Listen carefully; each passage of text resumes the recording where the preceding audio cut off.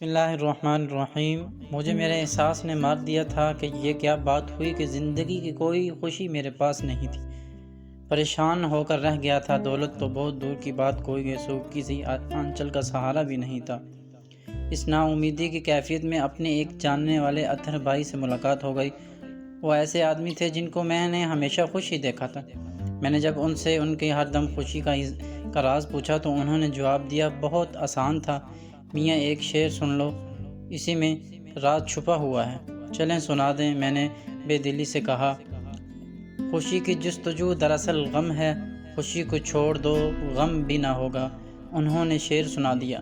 شعر واقعی بہت اچھا تھا اور ایک فارمولہ بتا دیا گیا تھا کہ اس پر عمل کر جاؤ تو سب ٹھیک ہو جائے گا۔ اطہر بھائی، شعر تو بہت اچھا ہے، میں نے تعریف کی۔ میاں، فارمولہ بھی اچھا ہے، تم ابھی سے اس پر عمل کرو، ایک ہفتے کے بعد آ کر بتاؤ کیا ہوا۔ میں اطہر بھائی کے پاس ایک خاص کام سے گیا تھا۔ اس دن میری جیب میں کچھ بھی نہیں تھا۔ میں نے یہ سوچا تھا کہ میں اطہر صاحب سے 1000 روپے لے لوں گا، اس کے بعد وہیں سے ٹیکسی کر کے راستے سے کھانے پینے کی چیزیں لے کر گھر واپس آ جاؤں گا۔ کم از کم 2 دنوں تک کا خرچ چل ہی جائے گا۔ گھر میں کوئی نہیں تھا، ابھی تک شادی نہیں ہو سکی تھی۔ اب یہ بتاؤ کہ اگر 1000 روپے مل جائیں تو تم خوش ہو جاؤ گے؟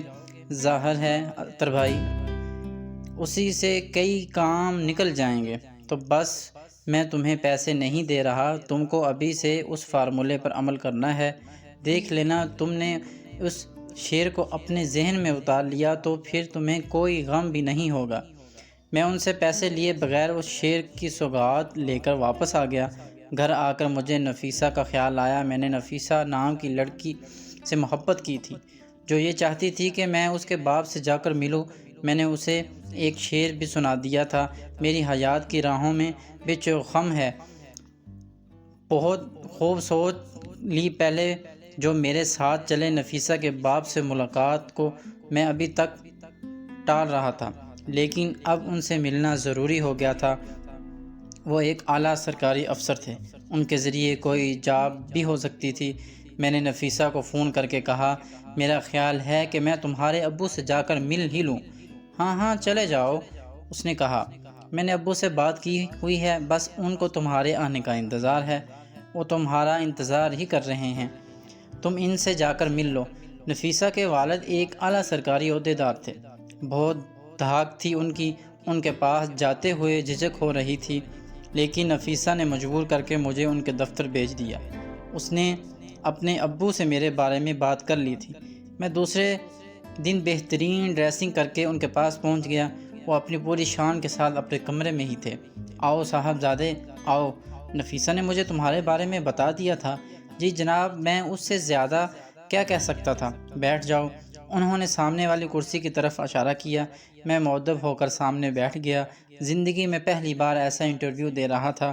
تم خدا نخواستہ میری بیٹی سے عشق تو نہیں کرنے لگے ہو؟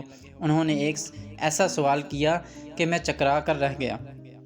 میرا خیال ہے کہ کسی بھی باپ نے براہ راست ایسا سوال نہیں کیا ہوگا اپنے دوا سے۔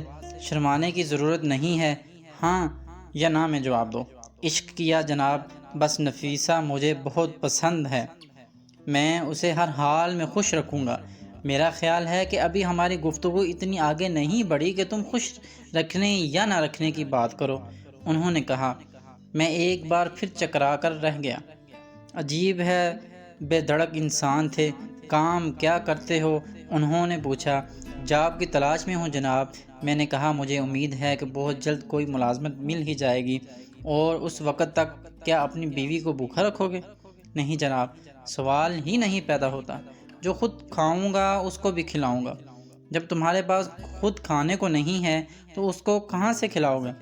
اس کی فکر نہ کریں، شادی کے بعد نفیسہ میرا مسئلہ ہوگی، لیکن شادی سے پہلے تو میرا مسئلہ ہے نا۔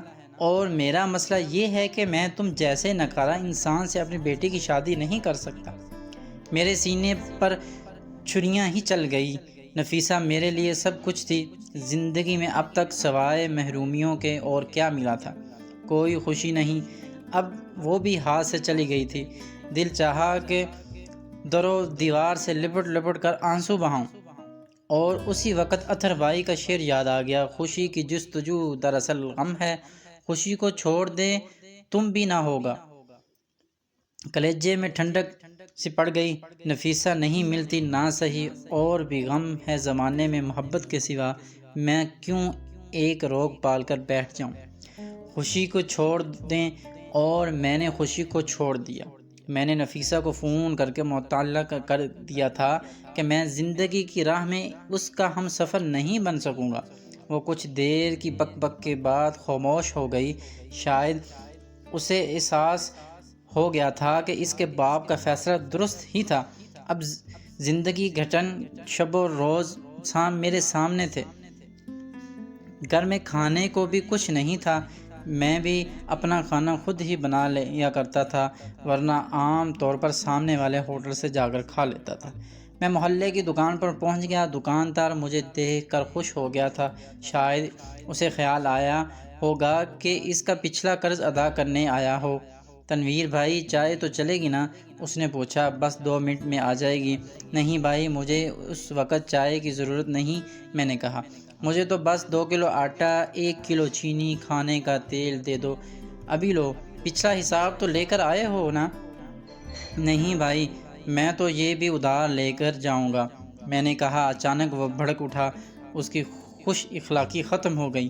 رہنے دو بھائی، رہنے دو، کمال ہے، پچھلا قرض ادا نہیں کیا اور چلے آ رہے ہیں ادھار لینے۔ اب کیا اس محلے میں بیوقوف بنانے کو ایک میں ہی رہ گیا ہوں؟ جاؤ بھائی، کوئی اور دکان ڈھونڈو۔ اس کی بک بک سن کر بہت دکھ ہوا۔ سوچا تھا کہ سامان مل جائے گا تو 2-4 وقتوں کے کھانے ایک ساتھ بنا کر رکھ لوں گا۔ اچانک ایک بار پھر اطہر بھائی کا شعر یاد آ گیا، خوشی کی جستجو دراصل تم ہے، خوشی کو چھوڑ دے غم بھی نہ ہوگا۔ میں نے خوشی چھوڑ دی اور کچھ لیے بغیر واپس آ گیا۔ حشاش پشاش کوئی غم نہیں تھا، دل پر کوئی بوجھ نہیں تھا۔ گھر کے دروازے ہی پر نیازی صاحب کھڑے ہوئے دکھائی دیے۔ نیازی صاحب، آپ نوعیت کی ایک کمال انسان ہیں، بہت خوش اخلاق اور بہت ہی شاہ خرچ۔ انہوں نے ہمیشہ میری مدد کی۔ ان کو دیکھ کر ایسا لگا کہ خدا نے اس وقت فرشتہ بھیج دیا۔ مجھے یاد ہے نیازی صاحب کہ میرا کس کس موقع پر ساتھ دیا تھا۔ جس کوارٹر میں رہ رہا ہوں اس کا ایڈوانس بھی نیازی صاحب نے دیا تھا۔ میں نے ان سے جا کر لپٹ گیا۔ بھائی اچانک کیسے آ گئے؟ میں نے پوچھا۔ وہ بس تنویر صاحب، تمہاری یاد آئی تو تم سے ملنے چلا آیا۔ انہوں نے کہا، ارے یہ تو میری خوش نصیبی ہے، آئیں اندر آئیں۔ ہم اندر آ کر بیٹھ گئے۔ میں نے محسوس کیا کہ نیازی صاحب کچھ الجھے ہوئے تھے۔ گھر میں اتنا چائے کا سامان تھا، 2-4 کپ چائے بن سکتی تھی۔ میں نے انہیں چائے لا کر دی۔ کچھ دیر کے بعد انہوں نے کہا، تنویر صاحب، میں ایک عجیب کشمکش میں ہوں، خیریت تو ہے؟ کیا ہوا؟ میں نے پوچھا۔ ہاں، یہ ظاہر خیریت ہے، لیکن اپنے وجود میں ایک ہلچل مچی ہوئی ہے۔